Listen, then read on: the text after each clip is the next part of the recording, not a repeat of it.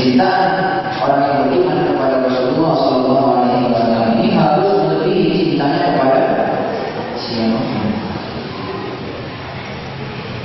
Hadisnya An Anas dari Anas qala berkata, qala Nabi sallallahu alaihi wasallam, bersabda Nabi sallallahu alaihi wasallam, la yu'minu ahadukum, tidaklah seorang di antara kalian dikatakan beriman hatta akuna ahabba ilaihi, sehingga aku menjadi orang yang paling dicintai min walidihi, sampai bisa mengalahkan orang tuanya, walidain dan anaknya, walidain dan semua manusia yang lain.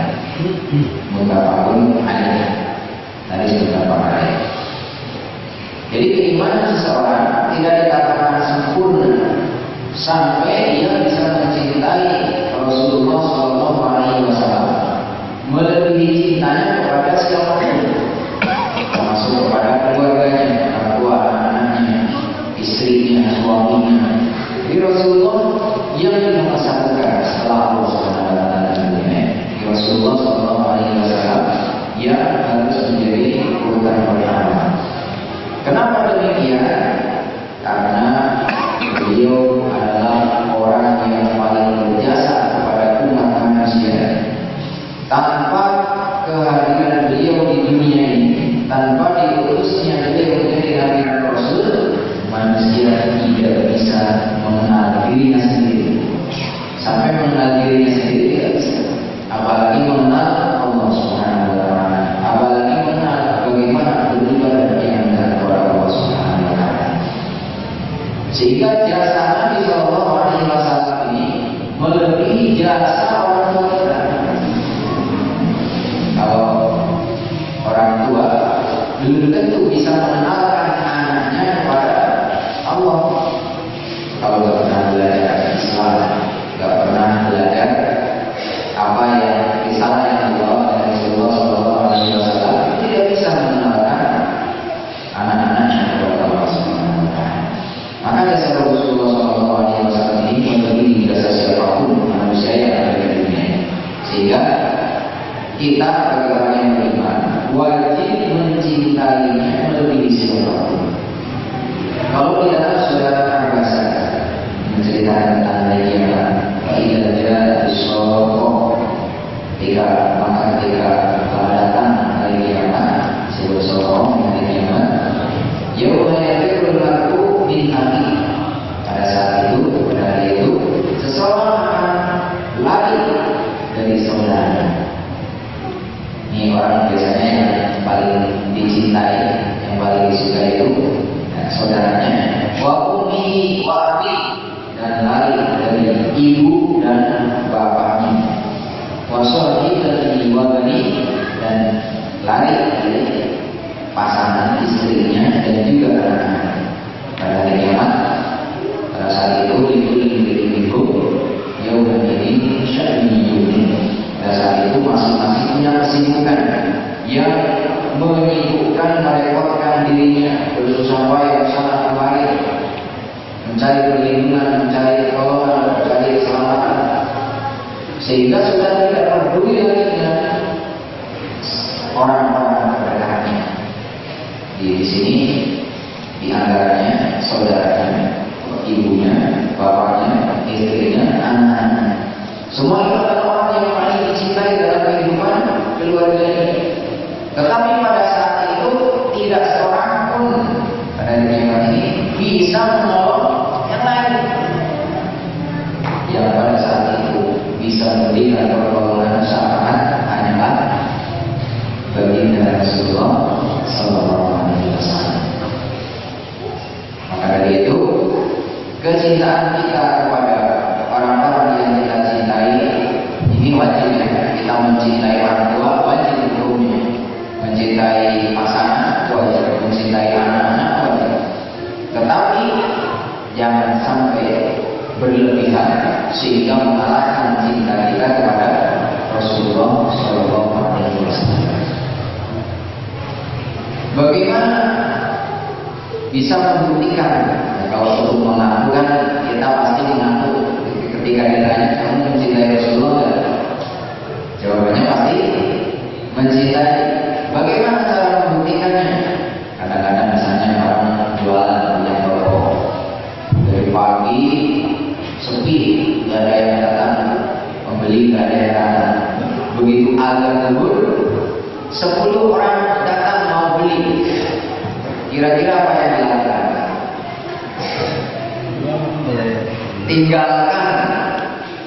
Tinggalkan orangnya dulu karena sudah ada mau ke masjid, atau melayani. Ini membuktikan cinta kita kepada Rasulullah SAW. Karena dunia seperti itu. Di saat dari pagi sepi, nggak ada yang datang. Begitu ada, datang 10 orang nanya-nanyain orang. Akhirnya kita tergoda, sehingga kecintaan kepada Allah dan Rasulnya terkalahkan oleh cintaan kita kepada dunia. Padahal yang datang 10 orang belum tentu mau beli juga, baru nanya-nanya doang. Padahal yang ngasih rezeki siapa? Allah Subhanahu wa Ta'ala.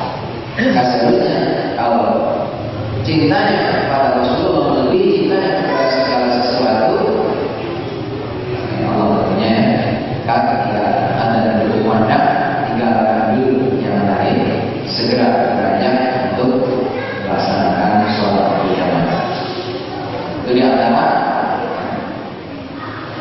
hal yang bisa dilakukan untuk membuktikan. Jadi kita membuktikan cinta kita pada Rasulullah SAW dengan berbagai hal. Kalau dengan hati, di antaranya kita mengakui, meyakini dan mengagungkan kenabian sifat Rasulullah. Meyakini yang pertama dengan hati kita, meyakini kenabian Rasulullah Muhammad SAW. Jadi sebagai orang kalau agamanya sih Muslim Islam, tetapi seakan-akan meragukan wahyu yang dibawakan oleh Rasulullah SAW, sehingga berbagai hal dilakukan. Di antaranya yang mengkritiki ayat-ayat Al-Quran. Ajaran Islam ini Al-Quran gak adil, misalnya. Kemudian mencintai Rasulullah, katanya Islam, agamanya Islam, tetapi meragukan Rasulullah SAW sebagai Nabi dan Rasul. Jika Islam yang dibawakan oleh sahabat Rasul Muhammad SAW masih diperdebatkan, diragukan kebenarannya. Padahal dengan hati saja bisa membuktikan, dengan mengakui, meyakini Nabi dan Rasul beliau Sallallahu Alaihi Wasallam dan melakukan. Yang kemudian yang kedua dengan lisan. Lisan itu berucap-ucapan dengan banyak membaca sholawat, terutama ketika disebut nama dia Muhammad Sallallahu Alaihi Wasallam. Kalau dari tadi ketika saya menyebut nama Muhammad Sallallahu Alaihi Wasallam, ini pada sholawat terus. Ada yang baca ayat, enggak, atau baca semuanya. Gak usah dibaca, saya cuma di dalam hati. Ya, kita punya lisan yang harus keras-keras, yang harus seperti itu. Yang penting kita baca salawat Sallallahu Alaihi Wasallam. Allah Alaihi Wasallam. Baca salawat ketika kita mendengar nama beliau disebutkan, baik di dalam ucapan, ada yang mengucapkan, ataupun di dalam tulisan. Kalau diucapkan Muhammad Sallallahu Alaihi Wasallam, ketika kita menulis nama beliau Muhammad, Nabi Muhammad Sallallahu Alaihi Wasallam, ditulis, ya, kita bersolawat dengan bisa kita dengan tulisan kita. Karena sebagian orang itu ketika nulis, untuk menuliskan sekedar sholawat saja agak pelit. Udah disingkat ya, Muhammad SAW, SAW. Kadang malah dilewat saja, takut tintanya habis, nggak dituliskan, atau takut tinta printernya kering, sholatnya tidak dimasukkan di dalam tulisan. Padahal ini merupakan bukti kecintaan kepada baginda Nabi besar Muhammad Sallallahu Alaihi Wasallam. Sering-sering baca sholat, terutama ketika namanya disebutkan baik dalam ucapan maupun dalam tulisan. Jadi ketika disebut Rasulullah Muhammad Nabi Sallallahu Alaihi Wasallam. Karena kalau disingkat, kita yang membaca nggak paham, itu kadang masih bingung. Ini maksudnya apa? SKW. Kadang tulisannya kecil banget. Yang baca itu ini bacanya gimana? Padahal itu adalah salah. Sallallahu Alaihi Wasallam. Banyak baca salat. Dan membaca salat ini itu kebalikannya kembali kepada siapa? Orang yang membacanya. Rasulullah Sallallahu Alaihi Wasallam bersabda dalam riwayat yang lain, "Man shalla alayya marratan sallallahu alaihi wasallam." Barang siapa yang bersolat kepada satu kali, maka Allah bersolat kepadanya sebanyak 10 kali. Membaca sholat, apalagi di hari Jumat, itu disunahkan untuk memperbanyak membaca sholat. Ya, sholat bentuknya, teksnya bisa beda macam-macam ya. Kalau yang paling baik sholat di dunia yang kita baca ketika tasyahud akhir dari Allah Subhanahu wa taala sampai di alamin innaka hamidun majid. Itu yang paling lengkap dari sholat. Minimal Allahumma sholli ala Muhammad. Tapi tambah dengan yang lain, Allahumma sholli wa sallim wa barik ala bisa. Ya, dengan teks yang beda-beda. Yang penting membaca sholat kepada baginda Rasulullah Sallallahu Alaihi Wasallam. Kemudian untuk membuktikan kecintaan kita kepada beliau juga bisa dilakukan dengan perbuatan, yaitu dengan cara menjadikan beliau sebagai suri tauladan dalam kehidupan. Laqad kana lakum fi Rasulillahi uswatun hasanah. Sungguh telah ada bagi kalian dalam diri Rasulullah Sallallahu Alaihi Wasallam suri tauladan yang baik. Bagi siapa? Liman kana yarjullaha wal yawmal akhir. Bagi orang yang mengharapkan pertemuan dengan Allah dan hari akhir, wa dzakarallaha katsiran, dan senantiasa ingat kepada Allah banyak. Suri tauladan dalam hal apa? Yang paling penting itu menjadikan beliau suri tauladan dalam hal beribadah. Dalam hal beribadah, kita mencontoh ibadah yang dilakukan oleh Rasulullah Sallallahu Alaihi Wasallam. Bagaimana beliau sholat dari awal sampai akhir, mengajarkan kepada sahabatnya. Dia mengatakan, "Shollu kama ra'aytumuni usolli." Sholatlah kalian sebagaimana kalian melihat aku sholat. Haji khudu anni masa mana khudu anni manasikakum. Dalam haji, ambillah tata cara manasik haji yang berasal dari bentuk tata cara ibadah haji kalian. Jadi dalam hal beribadah, kita tidak bisa menciptakan tata cara ibadah sendiri. Kalau diserahkan kepada masing-masing, silakan, yang penting beribadah kepada Allah, terserah kalian. Itu nanti akan bermacam-macam, karena pikiran manusia itu bermacam-macam. Artinya ada yang menyembah pohon, ada yang menyembah matahari, ada yang menyembah apalagi patung. Bahkan ada di zaman Nabi Musa itu umatnya yang menyembah patung anak sapi.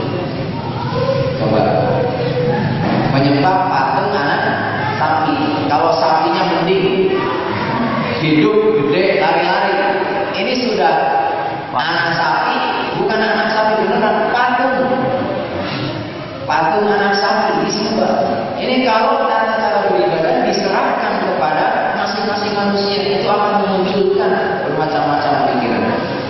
Makanya dalam hal ibadah kita harus menjadikan Rasulullah SAW sebagai contoh, sebagai suri teladan. Sholat juga demikian. Kalau diserahkan kepada masing-masing, ya akhirnya sholatnya tidak teratur. Yang sholat 5 waktu bisa jadi 3 waktu, atau sholat subuh di jamaah sama sholat zuhur, sholat asar di jamaah sama sholat maghrib, sholat subuh dan 2 rakaat masih dikosor juga. Itu kalau diserahkan kepada masing-masing, tata cara beribadah itu tidak bisa diserahkan kepada masing-masing. Bukan seperti bahasa kita, di mana saya atau rumah, ya itu tidak bisa. Ibadah itu harus mencontoh Rasulullah SAW. Jadi kan beliau suri teladan dalam hal beribadah. Tidak hanya dalam sholat saja, dalam beribadah dan ibadah yang lain pun kita menjadikan Rasulullah SAW sebagai suri teladan. Dalam hal yang lain pun sama, muamalah, dalam hal berinteraksi dengan orang lain, dalam hal berinteraksi dengan keluarga, dalam hal berinteraksi dengan alam semesta, kemudian dalam hal yang lain kita berusaha untuk menjadikan Rasulullah SAW sebagai suri teladan, contoh qudwah bagi kita dalam kehidupan ini. Karena dengannya orang yang menjadikan beliau sebagai uswatun hasanah tadi akan dialah termasuk orang yang ada harapan berjumpa dengan Allah Subhanahu wa Ta'ala. Bisa meraih kebahagiaan pada kehidupan akhirat. Ini di antara contoh kepada baginda Rasulullah SAW. Karena bahasanya tidak ada hanya membahas klasifikasi pembagian alat, jadi ambil contohnya sebagai saja. Kemudian tadi yang pertama alat kepada Rasulullah, yang kedua alat kepada keluarga. Keluarga itu ada orang tua, ada pasangan, suami, istri, ada anak, ada kali kerabat. Itu semua adalah orang-orang yang harus kita perhatikan, yang harus kita muliakan dengan akhlak kita kepada mereka secara baik, yang baik yang harus kita berikan kepada mereka, karena mereka adalah orang-orang yang secara langsung maupun tidak langsung banyak yang memberikan kebaikan jasa kepada kita. Yang pertama dan yang paling penting itu adalah orang tua yang nomor satu dalam keluarga. Yang harus diutamakan untuk dimuliakan itu adalah kedua orang tua. Kedua orang tua inilah yang sangat berjasa. Tanpa keduanya kita tidak ada dalam kehidupan dunia ini. Ya, sebagai perantara keberadaan kita hidup sebagai manusia karena ada kedua orang tua, bapak dan ibu kita. Maka Islam mengajarkan akhlak kepada kedua orang tua itu tidak hanya dengan akhlak yang baik, tetapi justru dengan akhlak yang paling baik. Yang paling baik harus dipersembahkan kepada kedua orang tua kita. Sebagaimana dikatakan Allah Subhanahu wa Ta'ala surat Al-Isra ayat 24, waqfid lahuma janaha dzulli min rahmah wa qul rabbirhamhuma kama rabbayani shaghira, dan rendahkanlah dirimu di hadapan kedua orang tuamu atas dorongan cinta dan kasih sayang.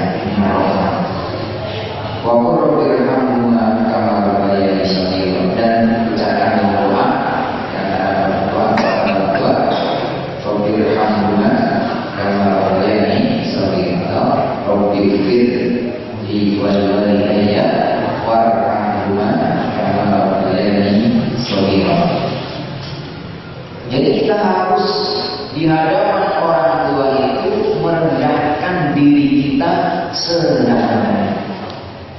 Sekalipun kita sudah menjadi orang hebat, apakah menjadi jenderal, jadi presiden, menjadi kiai besar, ustaz terkenal, kalau dia pulang menemui orang tuanya, itu hilangkan jabatan-jabatan itu di hadapan orang tua.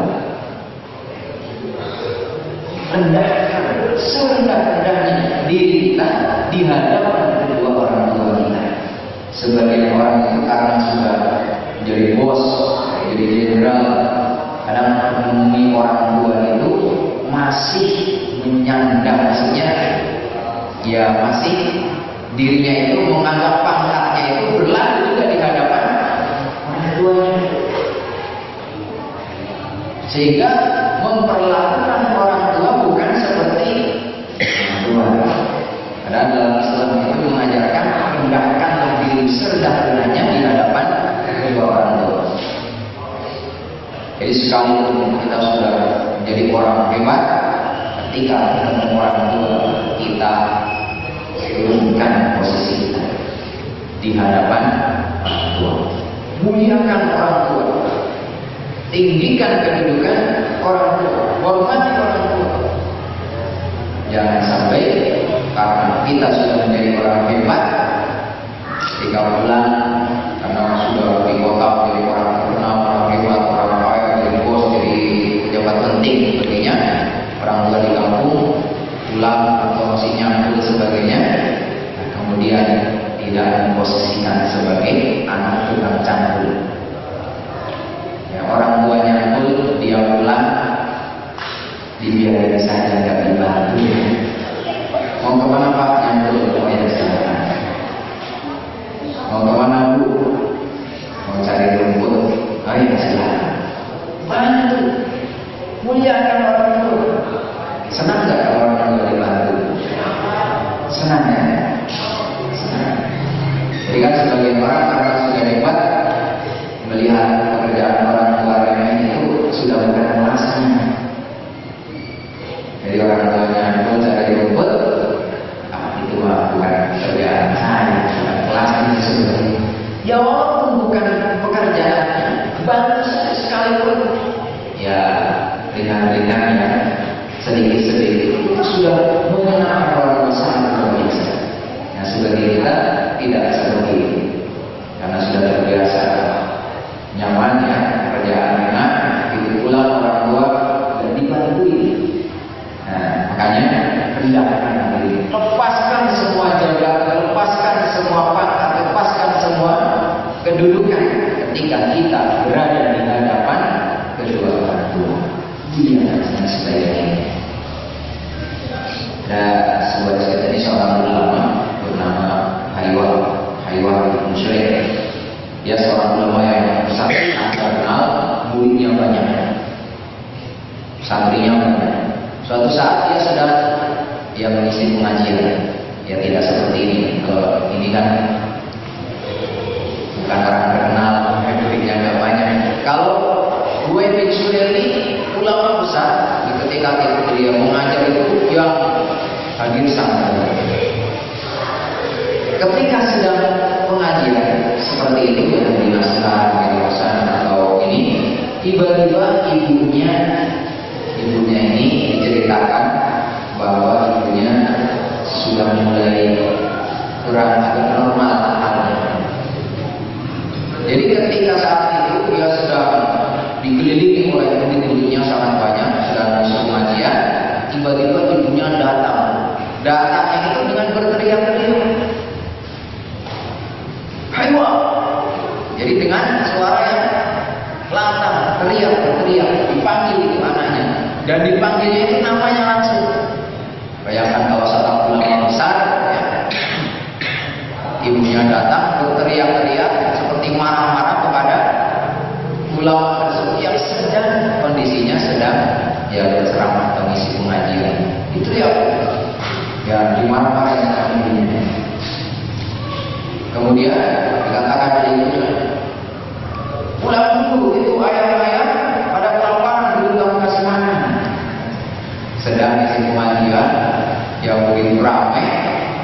disuruh ibunya untuk ngapain? Ngasih makan. Ya kalau sekarang mungkin lagi di kampus ya, guru besar lagi ngedosen, tiba-tiba didatangi sama ibunya, suruh pulang, suruh ngasih makan ayam. Kira-kira gimana? Ada yang merasakan ya? Tapi hewan ini luar biasa. Dia kalau bahasa Melayu baik kayak artinya dia menyambut panggilan ibunya itu dengan sesopan-sopannya. Kemudian ibunya dipeluk, ya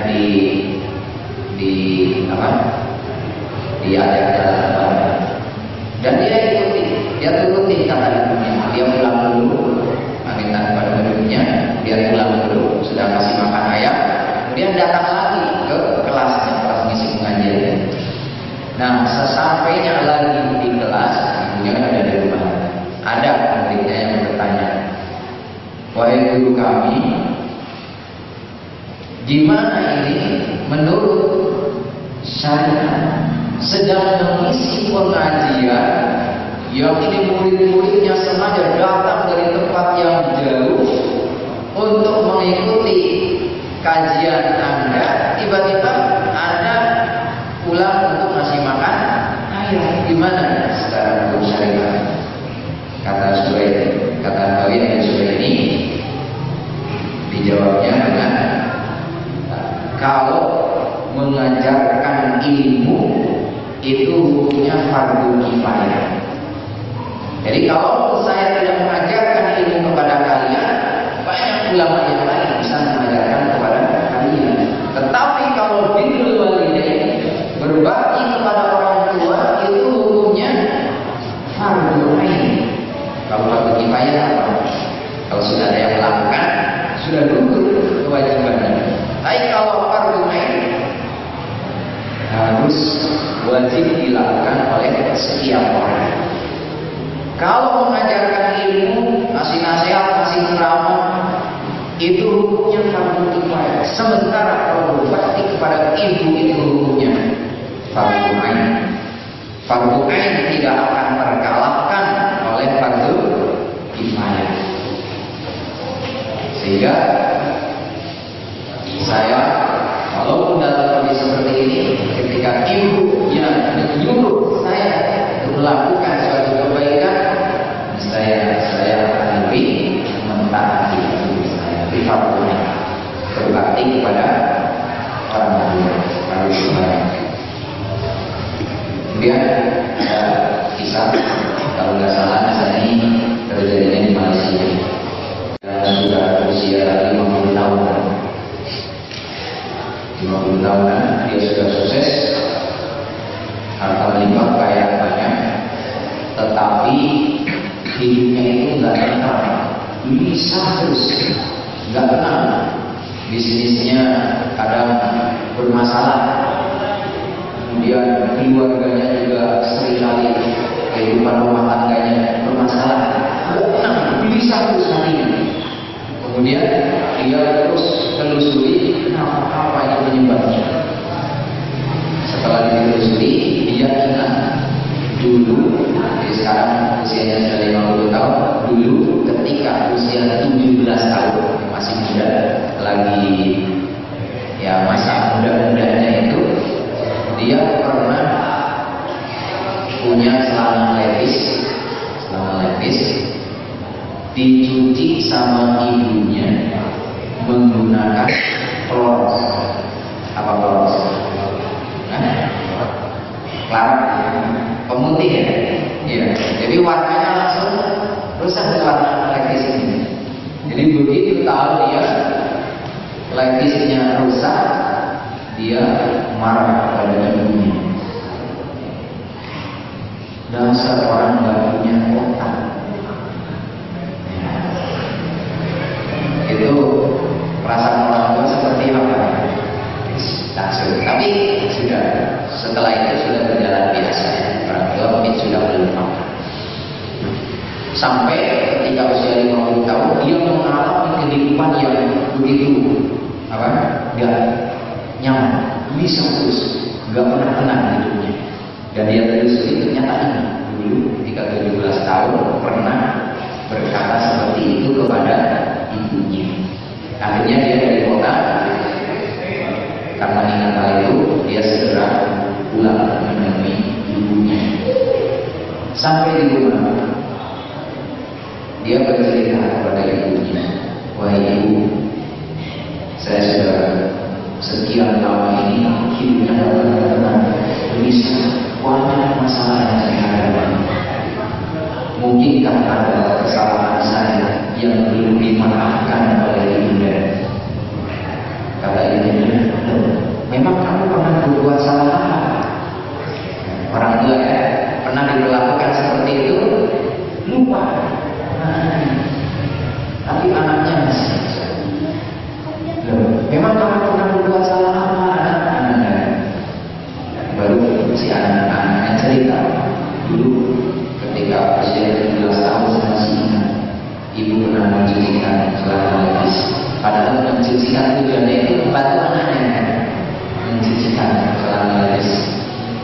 Kemudian ibu salah menggunakan wangi pusat. Saya bilang dasar orang dalamnya kotor.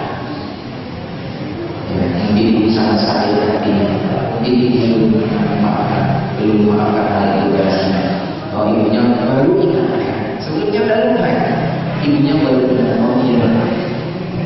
Kalau hal yang lain, kesalahan-kesalahan yang lain, saya sudah memaafkan. Tapi untuk hal itu memang saya belum bisa memaafkan ini. Kenapa? Saya sudah hamil, saya sudah melahirkan, menyusuimu, mengurusmu, mendidikmu sampai kamu dewasa. Kok kamu sampai membicarakan orang tua nggak punya? Langsung anaknya nangis di hadapan ibunya. Terus itu dia mohon maaf berkali-kali, tapi ibunya masih sampai ketika anaknya sudah benar-benar serius mohon maaf sampai ya gitulah. Akhirnya dia sudah sekarang saya sudah mengatakan. Akhirnya setelah itu, wah, jadi hidupnya itu semua permasalahan yang selama ini membuat hatinya gelisah tidak tenang itu hilang karena sudah mendapatkan maaf dari ibunya. Makanya Rasulullah SAW menyatakan, "Ridhallahi fi ridhal walidain, wa sukhtullahi fi sukhtil walidain." Keridhaan Allah itu terletak pada keridhaan kedua orang tua. Jadi kalau orang tua kita ridho kepada kita, insya Allah Allah pun meridhoi kita. Tetapi sebaliknya, kalau kedua orang kita murka kepada kita, Allah pun murka terhadap diri kita. Maka orang yang dosa yang paling besar yang disejajarkan dengan syirik, mensekutukan Allah Subhanahu wa taala, itu adalah dosa uququl walidain, durhaka kepada orang tua. Makanya kita harus meletakkan kedua orang tua dalam kehidupan kita ini sebagai orang yang sangat penting yang harus kita muliakan. Jangan pernah sedikit pun menyakiti hati kedua orang tua. Ya, dijaga perasaan kedua orang tua agar tetap merasa dimuliakan. Kemudian yang lebih penting lagi, orang tua itu merupakan salah satu pintu surga yang ada di rumah kita. Orang tua, pintu surga. Darinya mana? An-Abi Hurairah, dari Abi Hurairah radhiyallahu anhu, qala Rasulullah sallallahu alaihi wasallam, "Raghima ar-rajul." Merugilah seseorang, dzikir Tuhan dalam pada musuhnya. Disebutkan nama di sisinya, tapi dia tidak ada salat kepada Allah. Wa raghima ar-rajul kadroka abawani. Dan merugilah orang yang mendapatkan kedua orang tuanya. Maksudnya masih bertemu dengan orang tuanya. Indah kibali, ketika usianya sudah tua. Falam yudkhilul jannah, tapi keduanya tidak bisa menjadi penyebab memasukkan dirinya ke dalam surga. Jadi keberadaan orang tua ini bisa menjadi pintu surga bagi kita. Kalau yang masih punya orang tua, bersyukurlah masih ada pintu surga di sana. Jadi berbakti kepada orang tua, muliakan orang tua, perlakukan orang tua dengan sebaik-baiknya, maka itu akan menjadi pintu surga bagi kita. Kadang-kadang orang tua masih ada dua-duanya atau tinggal satu di kampung ya. Kita di kota, sudah hidupnya di kota, sudah pernah ditengok orang tua di kampung, sudah gak pernah ditengok, gak pernah dikirimin, udah gak pernah dikirimin, gak pernah ditelepon. Padahal orang tua itu adalah pintu surga. Kesempatan untuk bisa masuk ke dalam surga itu dengan berbakti kepada kedua orang tua. Ya kalau kita nggak bisa dekat pada orang tua di kampung, kita di kota misalnya, kan kita bisa. Ya misalnya telepon lah dengan kabarnya, atau syukur-syukur bisa nengokin ya berapa bulan sekali, setahun sekali, kalau nggak bisa lebih sering atau setengah tahun sekali. Syukur-syukur bisa lebih sering lagi. Kemudian dibantu orang tua itu, dikirimlah sebagian rezeki kita transfer, kita kirimkan kepada orang tua kita. Ini dalam rangka birrul walidain, berbakti, memperlakukan orang tua dengan sebaik-baiknya, karena itu adalah pintu surga. Jadi sungguh beruntung ketika orang yang masih memiliki orang tua, baik dua-duanya ataupun salah satu dari keduanya, terutama ketika sudah sampai usia tua.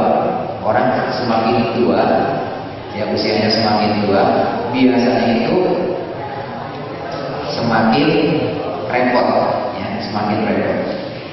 Kadang-kadang seperti balik menjadi kecilan, ya, perbuatannya, kemudian keinginannya, gampang marah dan sebagainya. Dan itu adalah pintu surga ketika anaknya bisa bersabar, bisa tetap berbakti kepada orang tua. Kadang orang tua itu sudah tua, sudah repot, anak-anaknya nggak ada yang perhatian. Dulu orang tua punya anak 10, anaknya keurus semua. Sekarang anaknya 10, orang tua tinggal 1, nggak bisa ngurus. Padahal orang tua dulu yang ketika kita kecil mandiin kita, ngapin kita, ganti popok kita, nyengokin kita, masa kita nggak mau ya bantu sedikit-sedikit. Kalau anaknya 10 kan harusnya lebih ringan ya, semuanya bantu orang tuanya, gantian. Jadi ada kesempatan untuk mendapatkan pintu surga itu dengan berbakti kepada orang tua kita. Ini merugi orang yang mendapatkan kedua orang tua yang ketika usia tua, tetapi tidak menjadikan dirinya masuk ke dalam surga. Jadi ada pintu surga di mana? Di rumah siapa? Orang tua. Ya, jadi beruntunglah orang-orang yang diberi kesempatan untuk bisa berbakti kepada kedua orang tuanya. Kemudian dengan hadis ini, walau dan merugi orang yang dapat ini Ramadan, masuk kepada bulan Ramadan, itu masalah kemudian habis pergi bulan Ramadan, qabla ayyuhan sebelum diampuni. Merugi orang yang masuk sampai usia bulan Ramadan tapi tidak mendapatkan ampunan Allah Subhanahu wa taala. Hadis dari dan juga istilahnya sahih sesuai dengan syarat Imam Muslim. Ya, ini dulu karena sudah ada di sini ada dulu belum deh. Insya Allah kita lanjutkan pada pertemuan bulan depan, yaitu akhlak bagi akhlak berikutnya, akhlak kepada suami, dan nanti akhlak kepada istri dan seterusnya. Mudah-mudahan apa yang saya sampaikan bisa bermanfaat, terutama buat yang menyampaikan dan tentunya buat yang melirik semuanya manfaat untuk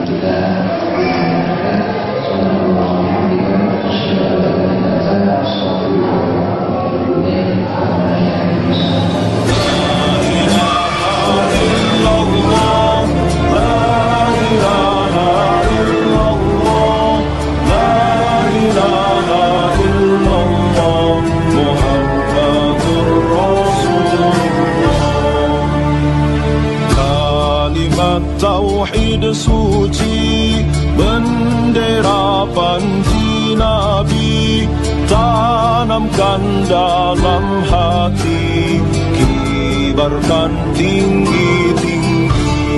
La ilaha illallah, la ilaha illallah, la ilaha illallah, Muhammadur Rasulullah.